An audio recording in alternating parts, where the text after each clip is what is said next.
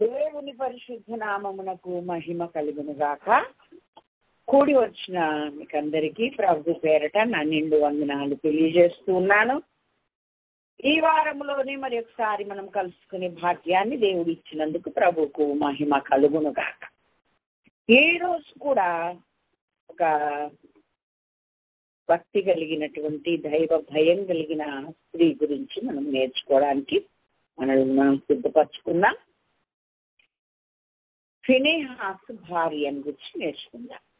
ఏ ఫినెహాసు అనంటే ఏలీ కుమారుడైన ఫినెహాసు. చూద్దాం దేవుని వాక్యంలో నుండి.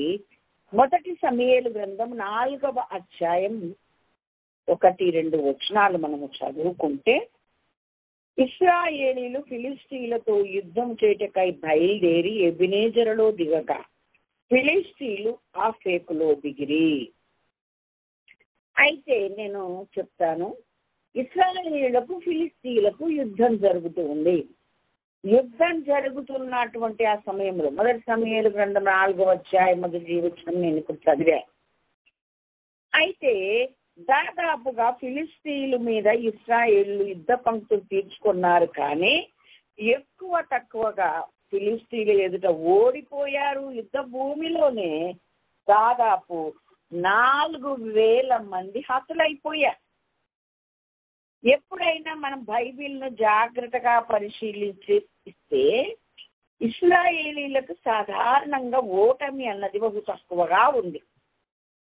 ఆయా సమయముల్లో ఆయా రీతులుగా ఒక్కొక్కసారి ఓటమి పాలైనారు. ఏ సందర్భం అనేది కూడా మనకు దేవుడు స్పష్టంగా రాసిపెట్టారు. ఎప్పుడైతే ఇశ్రాయేలీలలో దైవికమైనటువంటి భయం, దైవికమైనటువంటి రోషం, దైవిక విధానము సన్నగిల్లుతుందో శత్రువుల చేతికి అప్పగించినట్లుగా అనేక సార్లు మరి ఉన్నాయి. ఎక్కువ సమయాల్లో మాత్రం విజయమే వచ్చింది తప్ప అపజయము రాలేదు. ఇప్పుడు ఇక్కడ కూడా ఫిలిష్తీయులకు ఇశ్రాయేళ్లకు యుద్ధం కలిగితే ఆ యుద్ధములో మరి ఇశ్రాయేలు లెక్కకు 4,000 మంది హతులైపోయారు. అప్పుడు వాళ్ళు అనుకున్నారు కదా, నేను చెప్తాను, మీరు తర్వాత ఈ అధ్యాయం అంతా చదువుకోండి. వాళ్ళు ఏమనుకున్నారంటే, అయ్యో ఇలా ఓటమి అయ్యామేంటి, ఓటమి పాలైపోయామేంటి, ఇలా ఓటమి అవుతామని మనం అనుకోలే, గెలుస్తామనుకున్నాం కానీ ఓడిపోయాం. అయితే ఏం లోపం జరిగింది, ఎందుకు మనం ఓడిపోయాము అంటే, గమనిస్తే ఆలోచిస్తే దేవుని మందసం మన దగ్గర లేదు. మందసం గనక మనము తెచ్చుకుంటే తప్పకుండా మనం విజయం పొందుతాము అని గబగబా పెద్దలు వాళ్ళు వీళ్ళు అందరూ వెళ్ళి షిలోహులో ఉన్న యెహోవా మందసాన్ని యుద్ధ భూమిలోకి తీసుకొని వచ్చారు. ఎప్పుడైతే మందసం యుద్ధ భూమిలోకి వచ్చిందో ఇక వాళ్ళందరూ విజయం మాదే అన్నట్లుగా పెద్ద పెద్ద భూమి ప్రతిధ్వనించినంత గొప్ప కేకలు వేశారంట ఇశ్రాయేలీ. ఏంటి ఆ కేకలు, ఇశ్రాయేల్ దండులు ఏంటి అంతగా కేకలు వినబడుతున్నాయని ఫిలిష్తీయులు అవతల వైపున ఉండి అంటే ఇంకా యుద్ధం పూర్తగలే, మొదలుపెట్టిన కాసేపటికే దగ్గర మరి 4,000 మంది హతులైపోయారు. ఇంకా పూర్తగలేదు యుద్ధం. కాబట్టి వీళ్ళు ఏమనుకున్నారు, యుద్ధం పూర్తయిపోయి పూర్తి విజయం మనకు రావాలంటే, ఓటమి అనేదే లేకుండా ఉండాలంటే మందసం మన మీ మధ్యలో లేదు కనుకనే ఇది జరిగింది, మనం మందసం తెచ్చేసుకుందామని షిలోహులోకి వెళ్ళి మందసం తెచ్చుకున్నారు. తప్పకుండా అది మన మధ్య ఉంటే మన శత్రువుల మీద మనకు విజయం వస్తుంది అని చెప్పి దేవుడు అట్లా కార్యం చేస్తాడని చెప్పి నమ్మకంతో తెచ్చుకున్నారు. తెచ్చుకోగానే ఎప్పుడైతే అది వచ్చిందో వాళ్ళు గట్టిగా భూమి ప్రతిధ్వనించినట్లుగా కేకలు వేశారు. అంటే జయం రాకముందుకే ఇక వచ్చేసిందన్న నమ్మకంతో కేకలు వేశారు. ఆ మందసము దగ్గర ఏలీ కుమారులైన హోఫ్ని ఫినెహాసులు వాళ్ళు యాజకులు కదా ఉన్నారు అక్కడ. సరే, ఏం జరిగింది, ఏంటి ఆ గొడవ, ఏంటి ఆ ఇశ్రాయేల్ దండుపాలెంలో అంత శబ్దం వినబడుతుంది ఏంటి అని అంటే, దేవుని మందసము వాళ్ళ దండులోకి వచ్చింది అని ఒకరు చెప్పారు.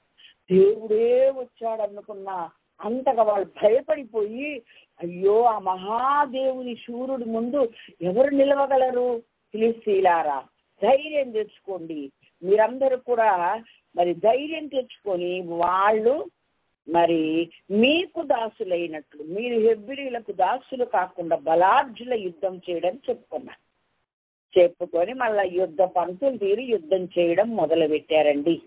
మళ్ళా ఓడిపోయారు. 11వ వచనం మనము చదివితే మందసమే పట్టబడింది. ఓడిపోవడమే కాదు, మందసం పట్టబడింది. హొఫ్నీ ఫీనెహాసులనే ఏలీ ఇద్దరు కుమారులు చచ్చిపోయారు. ఇంకెక్కడ వీళ్ళు ఓడిపోయారు, వాళ్ళకి విజయం వచ్చింది. ఇక వెంటనే యుద్ధం సాధించేశారు, ఓటమి అంగీకరించేశారు. ఆ యుద్ధ భూమిలో నుండి ఒకడు పరిగెత్తుకొని వచ్చి ఇక్కడ చెప్తాం, పరిగెత్తుకొస్తున్నాడు. ఎప్పుడైతే పట్టణంలోకి వచ్చి ఈ మాట ప్రకటించారు, పట్టణం అంతా గగ్గోలు ఎత్తిపోతుంది. అయ్యో, మళ్ళా మనం ఫిలిస్తీన్లకు బానిసలైపోతున్నాం, దాసరం అయిపోతున్నాం, వారు మన మీద విజయం పొందారు, మనకు అపజయం వచ్చేసింది. అంత మాత్రమే కాదు, యాజకుడైన ఏలీ కుమారులు ఇద్దరు చనిపోయారు, మందసం కూడా పట్టబడ్డది అని చెప్పేసి ఇక వాళ్ళు చాలా భయభ్రాంతులైతారు. ఆ కేకలు విని ఏలీ అడిగాడు, ఏంటి బాబు ఏమవుతుంది అని. ఏలీ కూడా ఈ వార్త కోసమే, ఏ వార్త వస్తుందా యుద్ధ భూమిలోనని ఎదురు చూస్తున్నారు. అప్పటికి ఆయన వయస్సు 99 ఏండ్లు ఉన్నాయి. చాలా వృద్ధాప్యం, 98 ఏండ్లట. చాలా వృద్ధాప్యంలో ఉన్నాడు. దృష్టి మందగించిపోయింది, కళ్ళు కనబడట్లేదు. సరే, ఈ వార్త కొరకు ఎదురు చూస్తుండగా ఒకడు పరిగెత్తుకుని వచ్చాడు. ఏంటి నాయన, ఏమైతుంది అక్కడ, ఏం జరిగింది అని అడిగితే, అయ్యా ఇలా జరిగింది, ఇలాగైంది అని చెప్పి, హొఫ్నీ ఫీనెహాసు అనే మీ ఇద్దరు కుమారులు చనిపోయారు, మరియు దేవుని మందసం పట్టబడిపోయింది అని చెప్పాడు. 17వ వచనం చెప్పేసరికి ఎప్పుడైతే దేవుని మందసం అన్న మాట అతడు పలకగానే ఏలీ ద్వారం దగ్గరనున్న పీట మీద నుండి మరి వెనకకు పడి మెడ విరిగి చనిపోయాడు. వృద్ధుడు, స్థూలకాయుడు ఈ మాట వినేసరికి గుండెలు ఎదిరిపోయి మందసం పట్టబడింది అనేసరికి వీరు వెంటనే ఆ మాట విన్నంతనే వెనకకు పడిపోయి మెడ విరిగి చనిపోయారు. పిల్లలు చనిపోయారు, మందసం పట్టబడింది అసలు ముఖ్యంగా. వెంటనే ఈ మాట లోపలికి అతను దగ్గర 40 సంవత్సరాలు ఇశ్రాయేళ్లకు మరి యాజకుడుగా న్యాయం తీరుస్తూ న్యాయాధిపతిగా ఉన్నారు. సరే, ఈ వార్త ఇంటి దాకా వచ్చింది. ఫీనెహాసు కోడలకు మరి ఏలీ కోడలైన ఫీనెహాసు భార్యకు అప్పటికి గర్భం కలిగి కనుబొద్దులై ఉంది. ఎప్పుడైతే ఈ వార్త వచ్చిందో ఆ వార్త భర్త బావగారు చనిపోయారన్న వార్త కంటే బావో మరిదో దేవుని మందసం పట్టబడినన్న వార్త వినగానే ఆమె మామ చనిపోయాడు. ఆ వార్త విని మందసం పట్టబడిపోయింది, అటు వాళ్ళిద్దరు కూడా చనిపోయారు. ఎప్పుడైతే ఆమె ఆ యొక్క మాట విన్నదో ఆమె మోకాళ్లపై కృంగి నొప్పులు తగిలి ప్రసవమైంది. వెంటనే ఆమె మృతి పొందుతుండగా, నేను 19-20 వచనాలు చదువుతున్నా, 4 వచ్చాయి. మృతి పొందుతుండగా దగ్గర నిలుచున్న వారు ఏం చెప్పారమ్మా, భయపడకు, నీ కుమారుడు పుట్టాడు, కుమారుడు కలిగాడమ్మా అన్న. ఇక్కడ మనం గమనించాలి, వాళ్ళు అలా చెప్పితే ఆమె ప్రత్యుత్తరం యొక్కయు లక్ష్య పెట్టకయు ఉండినదై. అసలు కొడుకు పుట్టాడంటే సంతోషమేం కలగట్లే. అసలు ఆ మాట లక్ష్య పెట్టకయు, తిరిగి జవాబు చెప్పకయు ఒక మాట అన్నది. దేవుని మందసం పట్టబడినదను సంగతిని, తన మామయు పెనిమిటియు చనిపోయిన సంగతిని తెలుసుకొని ప్రభావము ఇశ్రాయేలు నుండి పోయినని చెప్పి తన బిడ్డకు ఈకాబోదు అని పేరు పెట్టింది. ఆ పేరు పెట్టింది ఆ మాట విని చచ్చిపోయింది. ఓకే, అక్కడ రాయబడి ఉంది. ఎప్పుడైతే దేవుని మందసం పట్టబడినందున ప్రభావం ఇశ్రాయేలు నుండి పోయిందని చెప్పేసి ఆమె ఆ పేరు పెట్టింది బిడ్డకు. ఆమె చనిపోయిందని వాక్యం మనకు నేర్పిస్తూ, దేవునికి స్తోత్రం. హల్లెలూయా, హల్లెలూయా. ఇక్కడ ఏమైతుంది, ఏం జరిగింది అని అంటే, దేవుని మందసం పట్టబడిపోయినందున ప్రభావం ఇశ్రాయేలు నుండి చెరపట్టిపోయినని ఆమె చెప్పింది.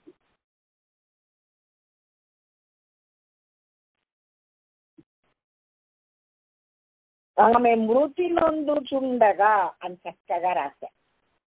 అంటే చనిపోయేటప్పుడు అమ్మ భయపడకురా, భయపడకు, నీ కొడుకు పుట్టాడమ్మా, మామ లేడని, మర్ది లేడని, నీ భర్త లేడని కంగారు పడిపోతున్నావేమో, నా బ్రతికెంత అనుకుంటున్నాం, మళ్ళీ దేవుడు నిన్ను ప్రేమించి మళ్ళీ ఒక కొడుకుని ఇచ్చాడు బిడ్డ అన్నట్లుగా ఈ మంత్రసానులు దగ్గర నిలిచిన స్త్రీలు చెప్తుంటే అస్సలు ఆ మాట లక్ష్య పెట్టకయు వినకయు ప్రత్యుత్తరమేమి జవాబు చెప్పలేదు.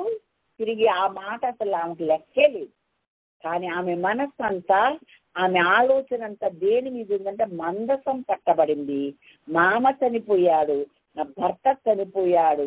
ఇదంతా చూస్తుంటే ఇశ్రాయేలీయులలో నుండి ప్రభావం వెళ్ళిపోయింది అని ఒక్కటే వచ్చి తన కుమారుడికి ఈ కాబోదు అని చెప్పి చనిపోయింది. అంటే ప్రభావము పోయేను అని అర్థమని ఈ ఫుట్నోట్లో రాశారు. ఎందుకు ఆ పేరు పెట్టి చనిపోయింది ఆమె అంటే, ఆ బాబును పిలిచినప్పుడల్లా ఈ సందర్భం అంతా మనస్సులోనికి వచ్చి ఇశ్రాయేలీయులంటే ప్రభావముతో, బలముతో, శక్తితో నింపబడిన వారుగా ఉండాలే కానీ ప్రభావాన్ని పోగొట్టుకునే వారిలాగా ఉండకూడదు అన్న సత్యము ఇశ్రాయేల్ అందరికీ ఈ బాబు పేరు పిలిచినప్పుడల్లా అర్థం అవ్వాలి అని ఆమె ఆ ఉద్దేశంతో ఆ పేరు పెట్టింది చనిపోయి.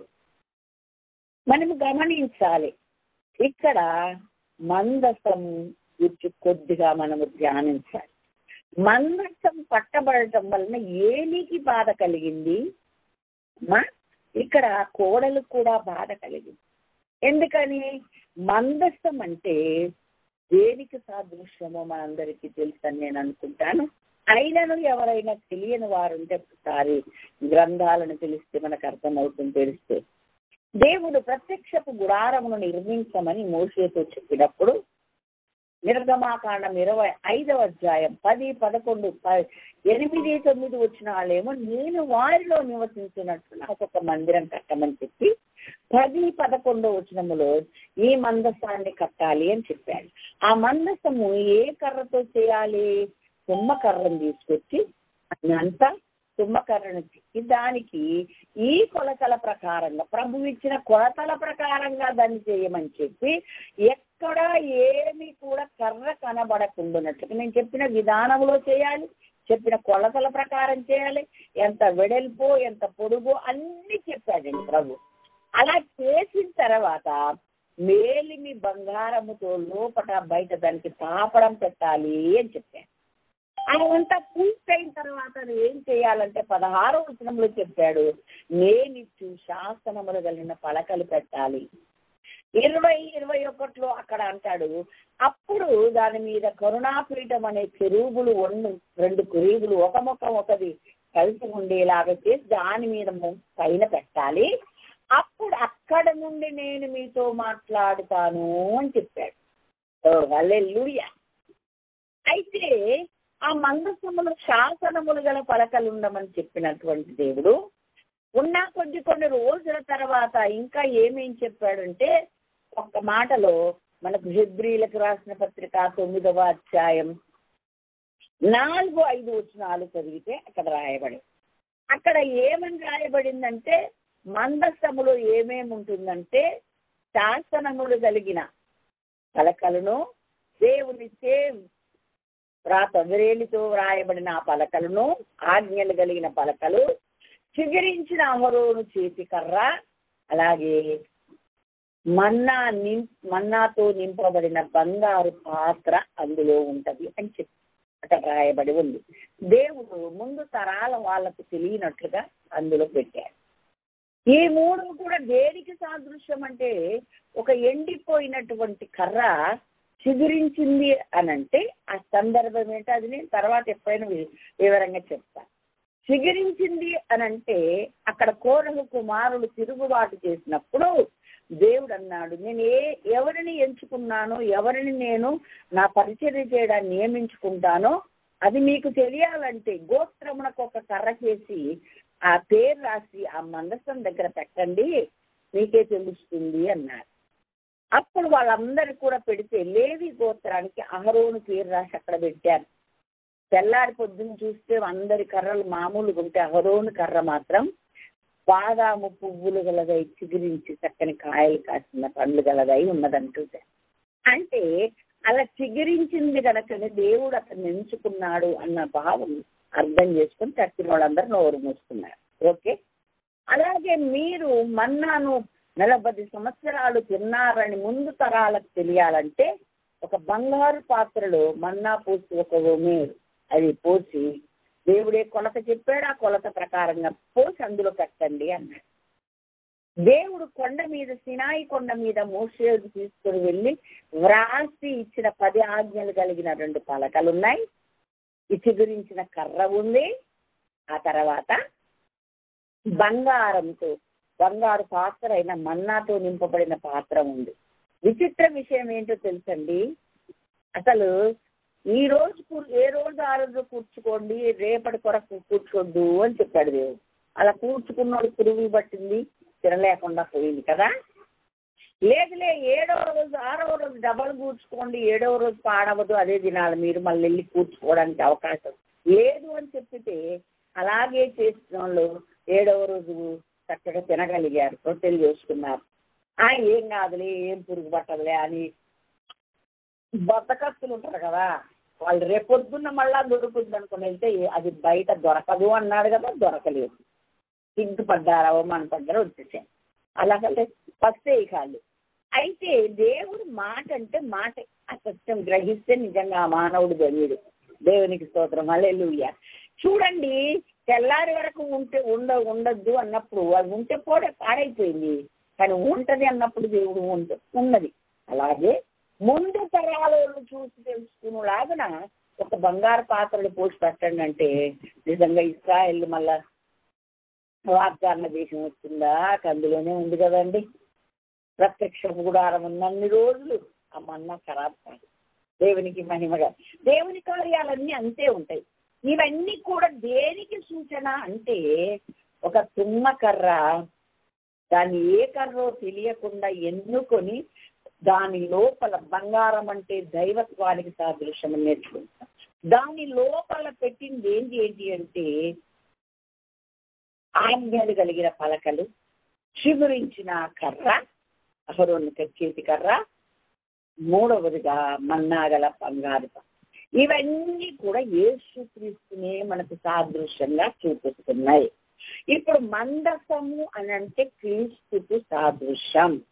అంటే అడవిలో ఉన్న ఒక తుమ్మ కర్రను తీసుకొని వచ్చి దాన్ని తుమ్మ కర్రను నీటుగా చేసి బంగారం అంటే దైవత్వముతో దానిని పొదిగించి అందులో ఉండవలసిన ఈ 3 పెట్టాలి అని చెప్పాడు. అంటే మందసేమేమో నీవైతే నీ లోపల ఉండవలసింది 3 అని.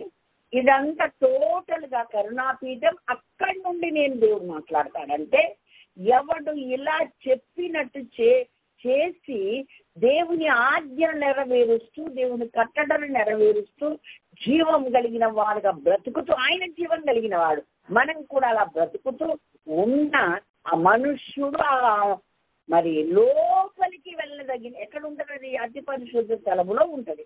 మాట్లాడతాను నేను అక్కడి నుండి అన్నాడు. దేవునికి మహిమ కలిగిన కాక. కాబట్టి ఒక మట్టి పురుగైన తుమ్మకర్రతో సాదృశ్యమైన ఈ మానవుడికి దేవుడు ఎంత ఘనత ఇచ్చాడో అర్థమవుతుంది. ఆ ఘనత ఇచ్చిన వాడిలో దేవుడు ఉండాలి అనే రుజువు కూడా అక్కడ చూపించాడు. అలాంటి వాడి ముందు ఏ నరుడు నిలవలేడు అని యెహోషువతో దేవుడు చెప్పాడు, మోషేతో దేవుడు చెప్పాడు. దేవునికి స్తోత్రం, హల్లెలూయా.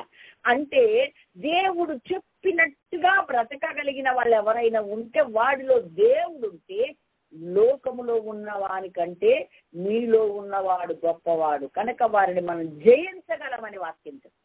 కాబట్టి మనము దేవుని విధానములో దేవుని పద్ధతుల్లో మనము నివసిస్తే తప్పకుండా మన ముందు ఓటమంటూ ఉండదు, విజయమే ఉంటుంది అని మందసాన్ని సాదృశ్యంగా పెట్టి ఆనాడు ఇశ్రాయేలుకు ఒక పాఠాన్ని నేర్పారు.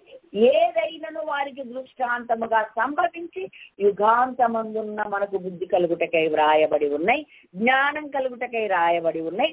ఇవన్నీ కూడా క్రీస్తులో నెరవేరిందని కొలస్సీ పత్రికలో రాయబడి ఉంది. అంటే ఇవన్నీ సాదృశ్యంగా మెటీరియల్స్ గా చెప్పి ఆత్మ సంబంధమైనది క్రీస్తులో నెరవేరినట్లుగా మనకు చూపించాడు. అంటే మందసం ఉంటే క్రీస్తు మనలో ఉన్నట్టే లెక్క. మనతో క్రీస్తు ఉంటే, మనలో క్రీస్తు ఉంటే మనము, ఎందుకంటే ఎవడైనాను క్రీస్తు యేసునందు బాప్తిసం పొందిన వాళ్ళు క్రీస్తుని ధరించుకొని ఉన్నారన్నారు. అంటే లోపల ఉంటే బయట కూడా కనపడాలి, కనపడుతుంది అని చెప్పారు. కాబట్టి చాలా మందిని చూడగానే మీరు క్రైస్తవులండి అని అడుగుతారు. ఆ ముఖ వర్చస్సులో, ఆ మొహంలో ఆ దేవుని యొక్క ప్రభావం కనపడుతుంది, వాళ్ళకి వెంటనే అర్థమైపోతుంది. అట్లాగా ఉండవలసింది. అలా ఉన్న వాళ్లకు విజయమే తప్ప అపజయము లేదు అన్నారు. దేవుని స్తోత్రం. అయితే సాదృశ్యంగా చూపించిన ఈ మందసము ఎక్కడ ఉంటే అక్కడ విజయమే తప్ప అపజయం అనేది లేదు. అందుకే నేను టూకీగా చెప్తాను, మీకు అంతగా క్లుప్తంగా చెప్తాను. ఎలా అంటే బ్రీఫ్గా ఏమని చెప్తున్నానంటే, యెహోషువ కాలంలో దేవుడు ఏం చెప్పాడు, బాబు మీరు యోర్దాను దాటాలి కనుక నేను మీకు చెప్తున్నాను, యాజకులైన వారు మందసాన్ని ఎత్తుకొని మీరు మోయండి. మీరు తప్పకుండా నేను చెప్పిన రెఫరెన్స్లను చదవాలి బిడ్డ.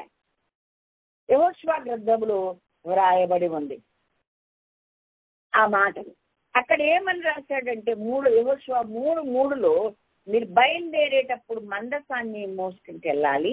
ఆ మందసాన్ని మోయవలసిన వాళ్ళు ఎవరంటే యాజకులు మోస్తారు. 4 ప్రక్కల మోయవలసినటువంటిగా ఆ యొక్క రింగ్స్ పెట్టి, కర్రలు పెట్టి, అవన్నీ దేవుడు చెప్పినట్టు చేశారు. అంటే ముందు 2 వెనక 2 ఉంటారు, దాన్ని మోసుకుంటూ వెళ్ళాలి. ఎప్పుడైతే మీరు దాన్ని వెంబడిస్తూ ఉండాలి, వాళ్ళు మోస్తూ ఉండగా దాదాపుగా ఇన్ని వేల కోసుల దూరం ఉండాలి, దగ్గరికి మీరు వెళ్ళకూడదు. ఓకే, అలా వెళ్ళకుండా మీరు దాని వెనకాల వెళ్ళాలి, బూరలు ఊదుకుంటూ వెళ్ళాలి, అలా వెళ్ళాలి, దాన్ని వెంబడించాలి, వాళ్ళేమో మోయాలి యాజకులు అని చెప్పాడు.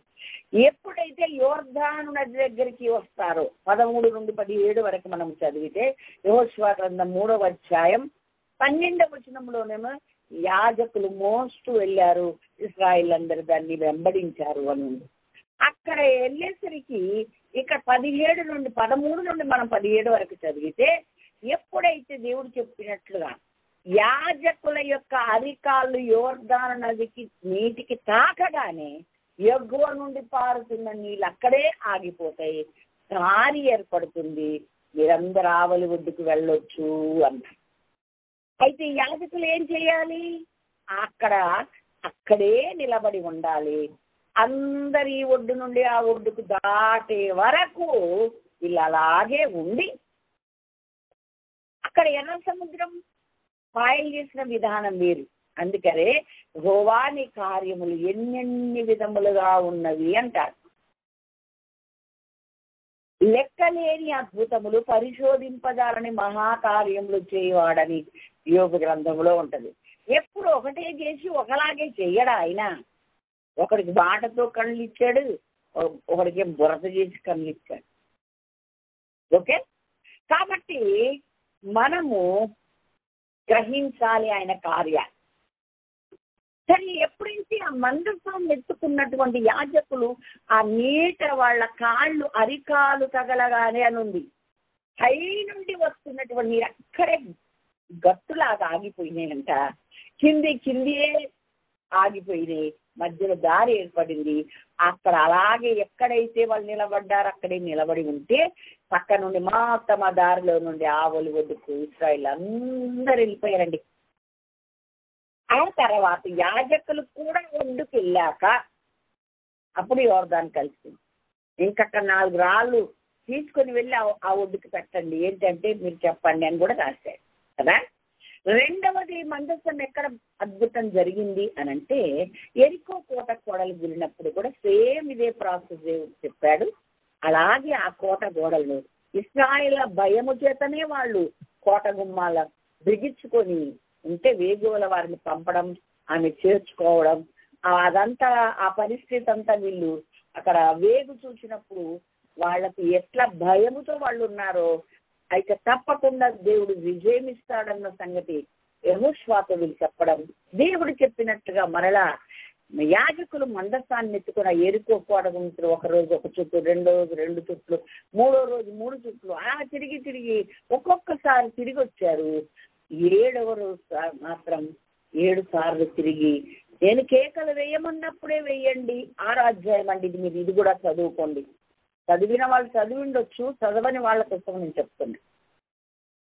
అయితే అక్కడ కేకలు వేయమని నేను చెప్పే వరకు మీరు ఎవరు మాట్లాడద్దు, మౌనంగా దాన్ని వెంబడిస్తూ నడవండి అన్నాడు. ఒక అద్భుతమేమో ఎగువ నుండి గట్ల మీదుగా పొర్లి పారుతున్నటువంటి యోర్ధాను ఆయలైపోయింది. ఇప్పుడు రెండోది ఎరుకో కోటలు కాడికొచ్చారు. ఎరికో కోటలను దేవుడు చెప్పినట్లుగా చేస్తూ ఉండగా 20వ వచనంలో, 6వ అధ్యాయం 20వ వచనంలో ఇప్పుడు కేకలు వేయండి అన్నాడు. 7 తిరగడం అయిపోయింది, కేకలు వేయండి అనగానే పెద్ద కేకలు వేయగానే ఎరుకో కోట గోడలన్నీ కూలిపోయినాయి. ఇశ్రాయేలు పట్టణాన్ని పట్టుకున్నారు, కత్తివాత అగ్నితో కాల్చేశారు. ఎప్పుడైతే నమ్మిందో, వీళ్ళని దాచిందో, ఆమె నేటికి ఇశ్రాయేలు మధ్య ఉన్నదని మనము రాహాబుని గురించి నేర్చుకున్నప్పుడు తెలుసుకున్నాం.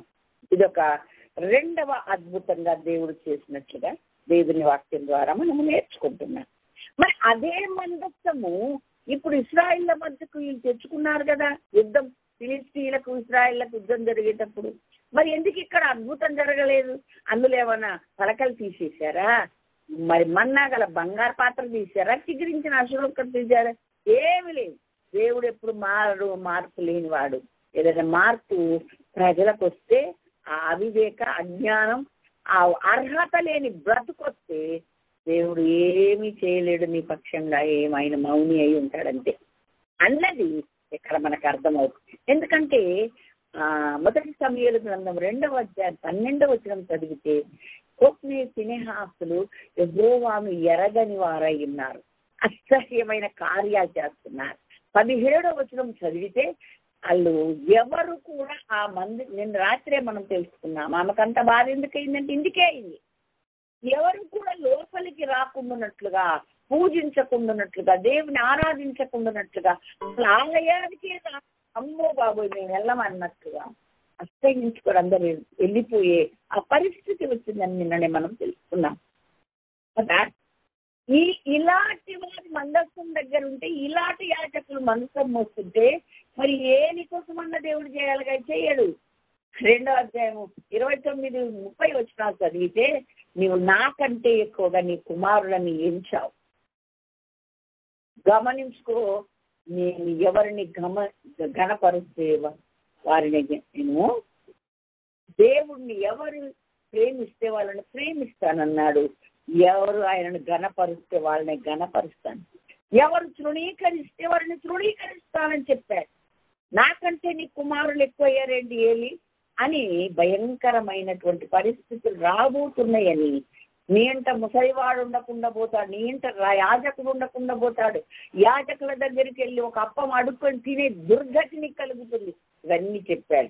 ఇంకా ఏమని చెప్పాడంటే 3వ అధ్యాయంలో, మరి తమ్ముడు తాములు శాపగ్రస్తులుగా చేసుకుంటున్నారు, తమ కుమారులని ఎరిగి కూడా అడ్డగించలేదు కనుకనే ఈ నిత్యమైన శిక్ష నేను విధించానని ఏలితో చెప్పాడు. అంటే దేవుడు మనకిచ్చిన స్థానాన్ని, దేవుడు మనకిచ్చిన ఆధిక్యతను మనం నిలబెట్టుకోలేకపోతే మందసం తీసుకొచ్చుకున్నా, ఇంకేం తీసుకొచ్చినా అంత వేస్టేనని అర్థం చేసుకోవాలి. అంటే మందసము కలిగి ఉండుటకు తగిన అర్హతలు కూడా నీకు ఉండాలి. ఏమండి, కత్తి చేతిలో ఉంటే గెలుస్తావా? కత్తి వాడే విధానం నీకు రావాలి, ఆ అభ్యాసం నువ్వు పొందుకోవాలి. అవునా కాదా? యుద్ధ నేర్పరిగా నీవు ఉండాలి. అందరికి గిటార్ పట్టుకొని వీణ పట్టుకొని వాయించేస్తారా? వాయించలేరు. ఆ నేర్పరితరం ఉండాలి. ఫెయిల్ అయిపోతాం. ఎందుకు పట్టుకొని నిలబడ్డాం అనవసరంగా? ఏంటి అపశృతులు అవతలు బాగుంటారు స్టేజ్ మీద, అవునా కదండి? కాబట్టి ఈ విషయాలు మనం గమనించాలి. మందసం నీతో ఉండడం గొప్ప సంగతి. ఆ మందసం క్రీస్తుకు సాదృశ్యం. కానీ అది కలిగి ఉండే అర్హతలు నీకుంటేనే నీకు విజయం వస్తుంది తప్ప లేకుంటే అపజయమేనని ఇక్కడ హోప్ని ఫినెహాసుల పరిస్థితిని దేవుడు వివరించారు. ఎందుకని మందసం ఉంది కానీ ప్రభావం లేదు. అంటే నీలో శక్తి లేకుండా, నీలో దైవికమైన అదేది లేకుండా నీవే చేసుకున్నావు. ఇప్పుడు మందసం ఉన్నను ఇశ్రాయేలులో ప్రభావం లేకుండా పోయింది. అందరే అయ్యారు, అందరు అదే విధానంలో ఉన్నారనే కదా ఫినెహాసు భార్య బాధతో ఆ మాట పలికి అని తన కుమారుడికి ప్రభావం వెడలిపోయిందని అర్థం వచ్చే పేరు పెట్టి ఆమె చనిపోయింది. ఇంకొక ఎగ్జాంపుల్ మీకు చెప్పాలంటే 5వ అధ్యాయములో ఎప్పుడైతే ఫిలిష్తీయులు పట్టుకున్నారు మందసం, ఎందుకంటే మందసం అంటే వాళ్ళకి ఎంత విజయము ఘనతం తెచ్చి పెడుతుంది. అలాంటిది ఇప్పుడు మనకు దొరికింది కదా అని తీసుకెళ్ళి దాగోను గుడిలో పెడితే మందసం ముందు దాగోను గుడి ఏమైందండి? చెల్లబడిపోయింది. పొద్దున్నే లేచి చూసుకుంటే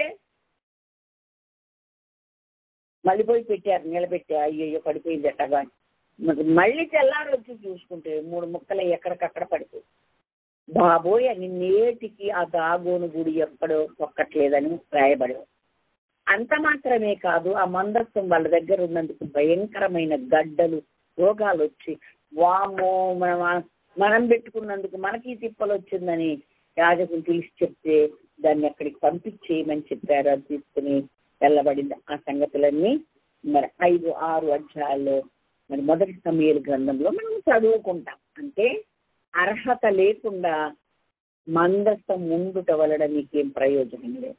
చాలా మంది బైబిల్ కొనుక్కొని ఇంట్లో పెట్టుకుంటే అంతా కలిసి వస్తుంది అనుకుంటాం.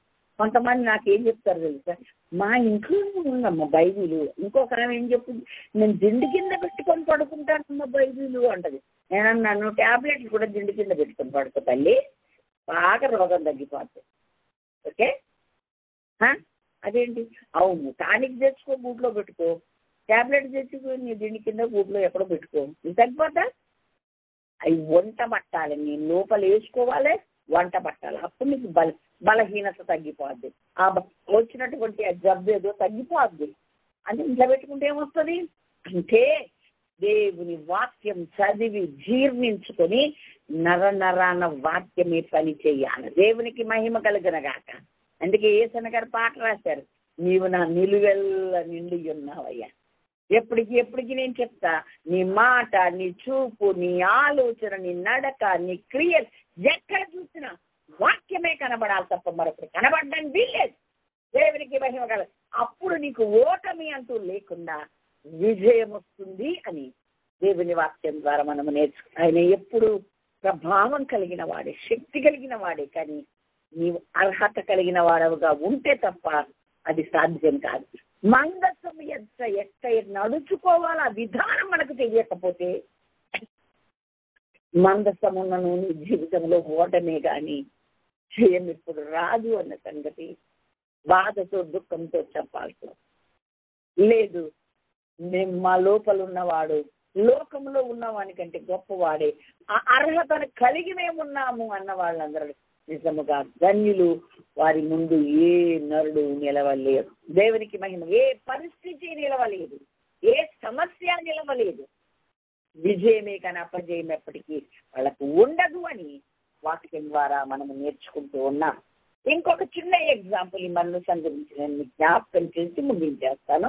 ఏంటి అంటే ఆ 2వ సమూయేలు గ్రంథం 6వ అధ్యాయం చదివితే ఈ దావీదు గారు పట్టాభిషేకం పొందారు, ఉంటున్నారు. అప్పుడు ఎప్పుడైతే ఆ మందసం అది అక్కడికి వెళ్ళి పంపించేశారో ఈ యొక్క ఫిలిష్తీయులు, వాళ్ళు దాన్ని జాగ్రత్తగా ఒక దగ్గర పెట్టారు. అక్కడ ఇక్కడ రాయబడి ఉంది, మందసము కిర్యత్యారీములో నుండిన కాలం 20 సంవత్సరాలైంది. అక్కడే గుడ్డు జాగ్రత్తగా ఒక దగ్గర పెట్టి గుడారంలో పెట్టి ఉంచారు. దావీదు ఎప్పుడైతే మరి సింహాసనం అధిష్ఠించాడు. ఆయనకు జ్ఞాపకం వచ్చింది, మందసం అక్కడ ఉండడం ఏంటి, నేనేం రాజు భవనంలో ఉండడం ఏంటి, మందసం పెట్టడం నేను ఒకటి కట్టాలి, అక్కడ పెట్టాలి, అది తీసుకురావాలి అని చెప్పేసి వెంటనే తీసుకురావడానికి వెళ్ళాడు. ఇంత జ్ఞానం కలిగిన వాడు, ఇంత దేవుడి హృదయానుసారుడు, ఒక్కొక్కసారి ఎడుబోద్దో బుద్ధి ఏం చేశాడు తెలుసా అండి, మంచి కొత్త బండి తీసుకొచ్చి మరి కొంచెం ఎప్పుడు పాడి మొయ్యని అది 2 తీసుకొచ్చి ఏమంటారు కోడలను ఆ మందసాన్ని తీసుకొచ్చి ఆ బండి మీద పెట్టి తోలుకుంటూ వెళ్ళాడు. శిష్యులు ఉన్నారు కదండి, పక్కన ఒకడు కూర్చున్నాడు, అక్కడ ఒకడు కూర్చున్నాడు, ముందలు 2 నడుస్తున్నారు, పోతా ఉంది. కొంచెం దూరం వెళ్ళాక ఉజ్జా కళ్ళం దగ్గరికి వెళ్ళేసరికి అక్కడ ఒక దగ్గర కాలు జారింది, ఎడ్లకు పడిపోతు ఇట్లా ఒరిగిపోయింది బండి. అరే మందసం పడిపోతుందని చేయి పెట్టి పట్టుకోపోతే ఆ ఉజ్జాక అక్కడికక్కడ పడి చచ్చిపోయాడు. అందరికీ భయం కలిగింది. ముఖ్యంగా వెంబడిస్తున్నటువంటి దావీదుకు భయం కలిగి, అమ్మో నేను దీన్ని తీసుకెళ్ళనని చెప్పేసి ఆ 10-11 వచనాలు చదివి 2వ సమూయేలు గ్రంథం 6వ అధ్యాయంలో నుండి నేను చెప్తున్నా. 10-11 వచనాలు చదివితే అక్కడ దగ్గర పట్ల ఓబేదేదేము ఇల్లు ఉండక అక్కడ పెట్టి వెళ్ళిపోయాయి. ఏమండి 3 నెలలు ఓబేదేదేమి ఇంట్లో దేవుని మందసం ఉండగా పట్టిందల్లా బంగారమే అవుతుంది. పొలముదిలో దీవించబడ్డాడు, వ్యాపారంలో దీవించబడ్డాడు, ఏ పని చేసినా దీవించబడుతున్నాడు. ఉద్యోగం ఉంటే ఆయన పిల్లలకు ప్రమోషన్ల మీద ప్రమోషన్లు, ఎక్కడ చూసినా దీవెన ఆశీర్వాదం కనబడుతూ ఉంది. ఈ నోట ఆ నోట మాట దావీదు దగ్గరికి వెళ్ళిపోయింది. వెంటనే దావీదు నేను ఆలోచించుకున్నాడు, 3 నెలలు ఉంటేనే అంత దీవెన వచ్చింది, ఇది ఎట్లా ఏమైంది, నేనేం చేశాను, అతను ఎలా ఉంచుకున్నాడు, అతనికి ఎందుకు ఇలాగున్నా అంటే అర్థమైంది. అసలు తేవడం కూడా యాజకులు మోయాల్సింది, నువ్వు కొత్త బండి మీద ఎందుకు తెచ్చావు, ఇంత ఎడమ ఉండాలని చెప్పాడు యెహోషువ 3లో, ఆ ఎడమును పాటించవా, ధర్మశాస్త్రం నీకు తెలియదా, వాడు చెయ్యెట్టు పట్టుకున్నాడు పోయాడాడు. ఇవన్నీ చూసినప్పుడు నీకు అర్థం అవ్వాలి కదా, ఇది కాదు విధానము. మందసం అంటే ఆశ ఉంటే మంచిదే, మందసం అంటే ఇంట్లో ఉండాలని, దానికి ఒకటి ప్రత్యేక ఏర్పాటు చేయాలని, దాని ముందు జాగ్రత్తగా అన్నీ నువ్వు ఎరిగి ఉంటే నువ్వు అలా చేసేవాడివి కాదు. ఒకటి తెలుసు ఒకటి తెలవదు, రాజే మళ్ళా. ఎవరైతే ఏంటంటే దేవుని ఎదుట పెద్ద గొప్ప బీద చిన్న తారతమ్యం ఏది లేదు, ఎవరికైనా ఒకటే, ఆజ్ఞ అంటే ఆజ్ఞే, దేవునికి మహిమ కలుగును గాక. కాబట్టి ఎప్పుడైతే వీళ్ళు చేయాల్సిన రీతిలో తీసుకురావాల్సింది చేయలేదు, చేసే విధానం కరెక్ట్గా చెప్పిన దాని ప్రకారం చేయలేదు కనుక అక్కడ మరణం వచ్చింది. ఓబేదేదేము ఇంట్లో పెట్టారు, అమాయకుడు, దైవ భక్తుడు, అందుకే అన్ని అర్హతలు కలిగిన వాడుగా ఉన్నాడు గనక ఇంకా దేవుడు అతన్ని ఆశీర్వదించాడు. ఆ వార్త ఆ నోట రాజు దగ్గరికి వెళ్ళగానే తప్పును సరిదిద్దుకొని ఏ విధంగా తీసుకురావాలో, ఏ విధంగా దాన్ని నడిపించాలో, ఎవరు మోయాలో, యాజకుల భుజాల మీద మోయాల్సిన పద్ధతిని నేను మరిచానని అవివేక అజ్ఞానాన్ని ఒప్పుకొని ఆ పద్ధతిలో చేసి దాన్ని మరి యొక్క గుడారంలో నుండి తీసుకుని వెళ్ళి దావీదు ఉత్సాహంతో పురంలోకి తీసుకుని వెళ్ళాడు. ఆడు ఉండాల్సిన దగ్గర స్థలములో, దానికి ఏర్పాటు చేసిన స్థలములో ఆ మందసాన్ని ప్రతిష్ఠించి పెట్టాడని వాక్యం మనకు నేర్పిస్తూ, దేవునికి స్తోత్రం, హల్లెలూయా. కాబట్టి మనం గ్రహించాలి, మందసం అంటే ఆశామాట కాదు, ఒక పెట్టే అనుకొని నువ్వు నిర్లక్ష్యం చేయాలి. ఆ మందసం ఇశ్రాయేలు ఎంత భయపడాలంటే అది దేవుడు వాక్యము, జీవమున్నది, క్రమశిక్షణ ఉన్నది, శాసనములు ఆజ్ఞలు అంటే ఏంటంటే నీకు దిశ నిర్దేశం చేస్తూ క్రమమైన దారిలో నిన్ను నడిపించేది. ఆయనే మనకు జీవాహారం అని మన్నాగల బంగారు పాత్రలు పెట్టాడు. బంగారం ఎప్పుడు ఎప్పుడు ఎప్పుడు దైవత్వాన్ని సూచిస్తుంది. కాబట్టి దైవత్వం కలిగినటువంటి దేవాతి దేవుడు, జీవం కలిగిన దేవుడు, క్రమశిక్షణ కలిగిన దేవుడు, దిశ నిర్దేశం చేయగలిగిన దేవుడు, అలాగే నీకు జీవాహారముగా మారనున్న ఆ దేవుడు నీతో ఉండాలి. అప్పుడు నీకు విజయం, నీకు అర్హతలు ఉండాలి. అది నీలో ఉండడానికి తగిన అర్హతలు ఉన్నాయి. ఫిలిష్తీయుడుగా బతుకుతూ మందసాన్ని తీసుకెళ్లి సంబరాలు చేసుకుంటే కుదరదు అని అందరికీ, లోకమందరికి పాఠం నేర్పించాడు దేవుడు. ధర్మశాస్త్రము లేకుండా, అర్చనాదాదరం లేకుండా, ఒక విధి విధానం లేకుండా, దేవుని ఆజ్ఞను పాటించకుండా, మరి మనతో నాకు కూడా ఉంది, నేను కూడా క్రైస్తవునే, నేను కూడా క్రీస్తు బిడ్డనే, నేను కూడా బైబిల్ కొనుక్కున్నా, ఏం లాభం లేదు, మీరు నష్టపోతారని వాక్యం ఖచ్చితంగా సర్వ ప్రపంచానికి తెలియచేస్తుంది ఈ వాక్యం. దేవునికి స్తోత్రం, హల్లెలూయా. కాబట్టి మనమేం చేయాలి? ఫినెహాస్ భార్యకు ఒక్కదానికే అర్థమైందండి. ఈ ప్రభావం అనేది ఎందుకు పోయింది ఇశ్రాయేల్ అంటే, వీళ్ళు అర్హులుగా లేరు. మందసాన్ని తీసుకెళ్ళినంత మాత్రాన, దాన్ని వాడినంత మాత్రాన విజయం ఎలా వస్తుంది? రాదు. మామేమో తన కుమారుడు దేవునికి విరోధంగా ప్రవర్తిస్తుందని తెలిసి కూడా అడ్డగించలేదు. జరగాల్సిన ఆలయంలో జరగలేదు. నేను ఆయన భార్యనే, కానీ నాకేమీ నచ్చలేదు వీళ్ళ విధానం. మళ్ళీ మందసం తెచ్చుకున్నారు, అనవసరంగా ఓటమి అయింది.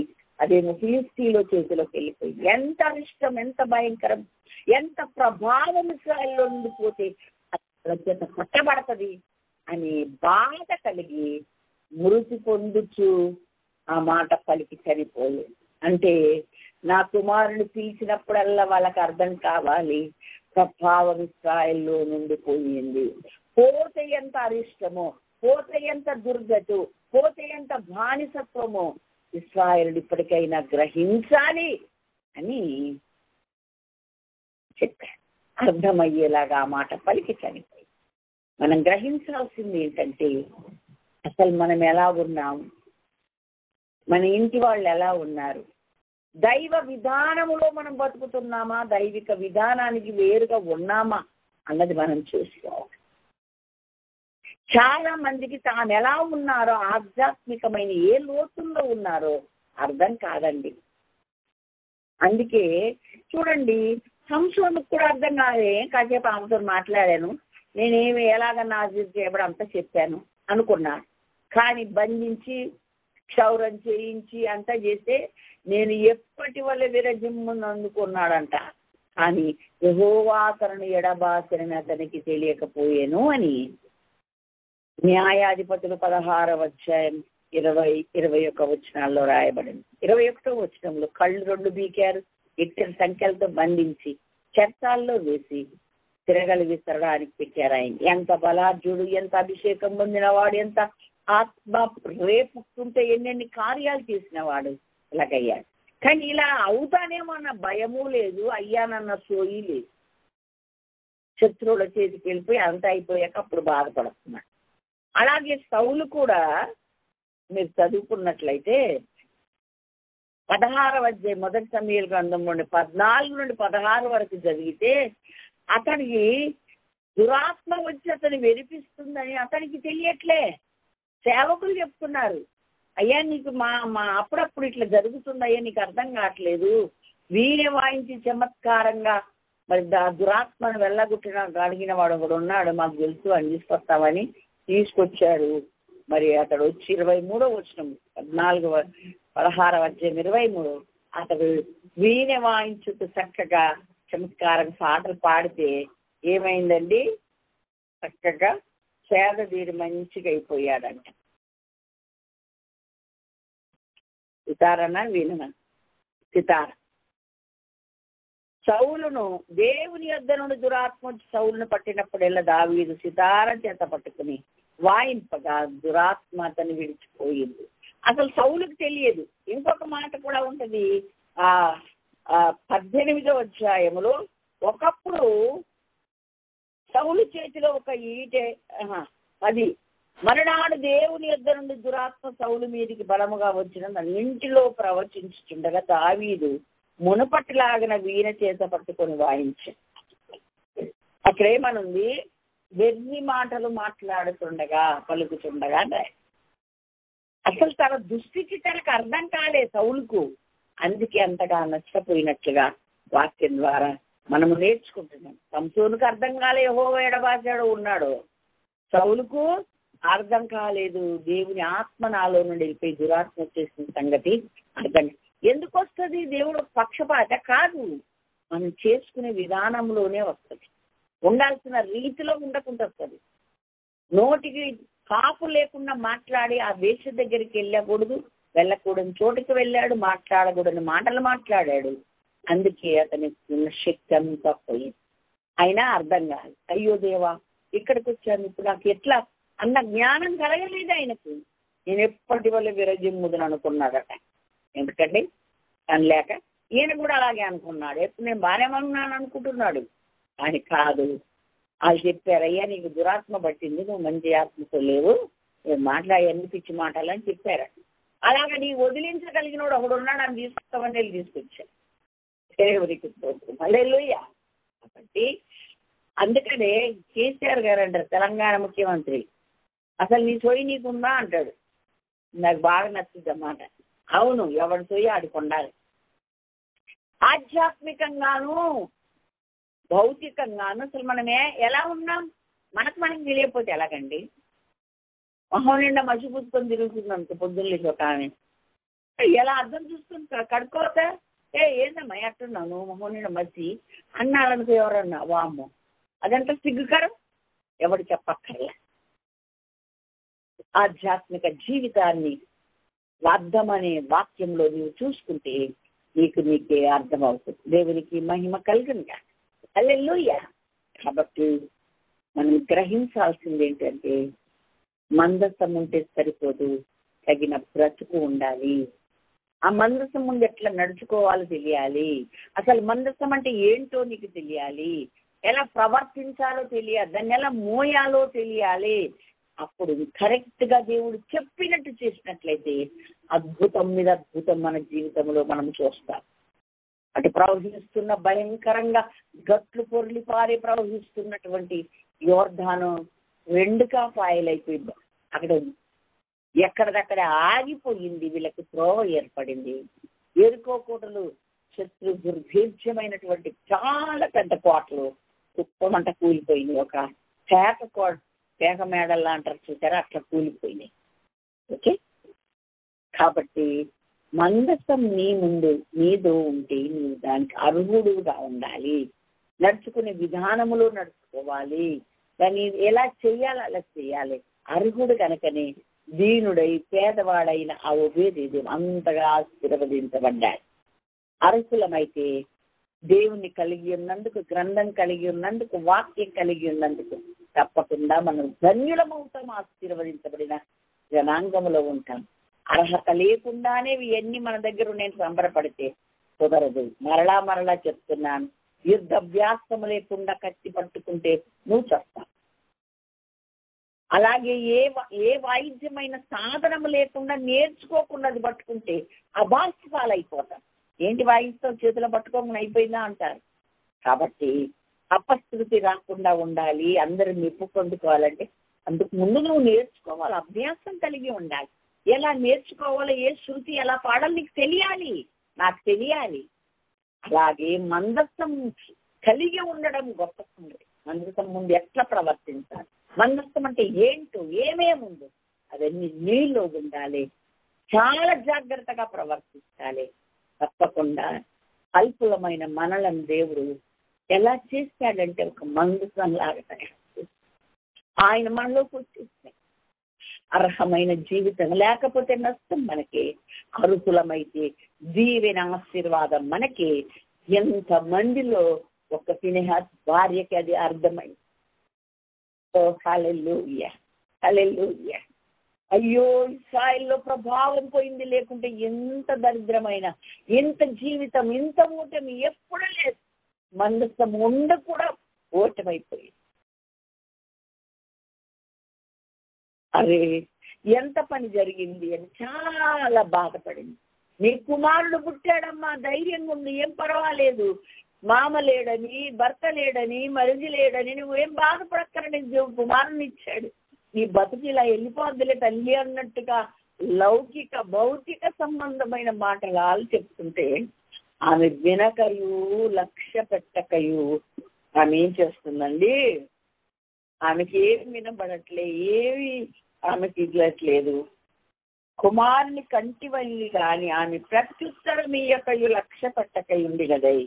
దేవుని మందసం పట్టబడింది, వాళ్ళు చనిపోయారన్న సంగతి ఆమె మనస్సులోనికి వచ్చి ఆ పిల్లోడికి ఈ కాబోదు అని పేరు పెట్టి తెచ్చిపోయి అంటే నా బిడ్డను పిలిచినప్పుడల్లా ఇశ్రాయేలుకు ఆ మాట ప్రభావం పోయిందే అన్న బాధ కలగాలి, తిరిగి ప్రభావముతో వాళ్ళు నింపబడాలి. అది ఆమె బాధ, ఆమె ఆశ. అది చూడండి 104వ కీర్తనలో ఉంటుంది, ప్రభావమును వెలుగును ఆయన వస్త్రం వలె ధరించాడు. నీకు కూడా అలాగే ఉండాలి తల్లి, నాకు కూడా అలాగే ఉండాలి. ప్రభావము ఉంటేనే దేవుడు అద్భుతాలు చేశాడు, ఆశ్చర్యకార్యాలు చేశాడు. రక్తస్రావ రోగం కలిగిన స్త్రీ ఆయనను ముట్టుకోగానే ప్రభావం ఆయనలో నుండి వెడలి ఆమెను బాగు చేస్తుందని వాక్యం చెప్తుంది. ఆయనలో నుండి ప్రభావం బయలు వెడలతో అనేకులను స్వస్థపరిచిందని వాక్యం చెప్తుంది. కాబట్టి ఆయన ప్రభావం మనము కలిగిన వారముగా బ్రతకాలి. ఆయన అర్హమైన జీవితం మనకుంటే ఆ ప్రభావం మనలో నిలిచి ఉంటుంది. దాని ద్వారా శత్రు దుర్భేద్యమైన కోటగోడలు రానివ్వండి, మన ముందు ఏది నిలవలేదు, ఏ నది ఆపలేదు, ఏది అడ్డగించలేదు. అద్భుతాల మీద అద్భుతాలు జరిగితే ఓటమన్న జరగక బ్రతుకుతాం. దేవుని నామానికి మహిమ కలుగుతుంది. అట్టి కృప దేవుడు మనందరికీ అనుగ్రహించును కాక. ఫినిహాసు భార్య కలిగినటువంటి ఆ యొక్క జ్ఞానం, ఆ యొక్క కళ్ళు తెరిచి ఆ గ్రహింపగలిగినటువంటి ఆ స్థితి మన జీవితంలో మనందరికీ ఉండును కాక. దేవుడు అలాంటి కృప ఇవ్వాలని మనస్ఫూర్తిగా నేను కోరుకుంటున్నా, ప్రార్థిస్తున్నా. దేవుడు మనందరికి అలాంటి స్థితిని అనుగ్రహించును గాక. దేవుడి మాటలు దీవించును గాక. Amen. Hallelujah. Praise the lord.